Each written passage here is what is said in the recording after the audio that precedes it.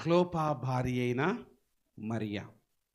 Clopas భార్య, ఈ Clopas అనేటువంటి వ్యక్తి ఎమ్మాయి మార్గములో ప్రభు ప్రయాణం చేస్తున్నప్పుడు కలిసిన వ్యక్తులలో ఒకడుగా వాక్యం సెలవిస్తుంది.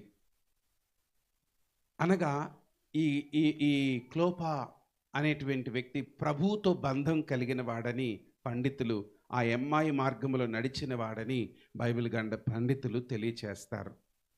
ఇప్పుడు చెప్పండి, ఆమె భర్తేమో ప్రభువుతో నడిచిన అనుభవం ఉంది, ఆమెమో ప్రభు తల్లితో స్నేహం, ప్రభు సిలువ చెంత నిలిచినటువంటి ఒక స్త్రీగా 3 సందర్భాలలో ఆమె పరిశుద్ధ గ్రంథంలో కనబడుతుంది.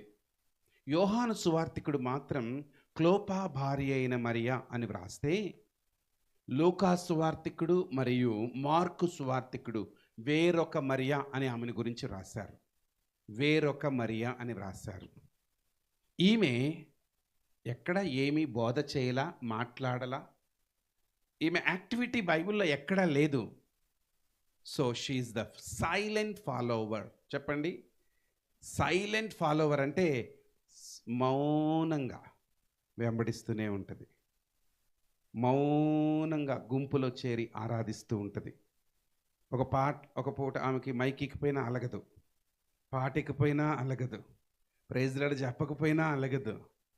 నేను నా ప్రభు కోసం వచ్చా, నన్ను ఎవరు పట్టించుకున్నా పర్వాలేదు, పట్టించుకోకపోయినా పర్వాలా, నన్ను ఎవరు తృణీకరించినా పర్వాలేదు, ప్రభు గుంపులో నేను ఉంటా. ఎవరి గుంపులో? నన్ను గమనించిన గుంపులో నేనెందుకు ఉంటా? నాకేం గతి. ఆడ నాకు పోగానే మైక్ ఇస్తారు, ఆడ నాకు పోగానే కుర్చీ ఇస్తారు, ఆడ నాకు పోగానే ప్రాధాన్యతనిస్తారు, ఆడ నాకు పెద్దరికాలు ఇస్తారు.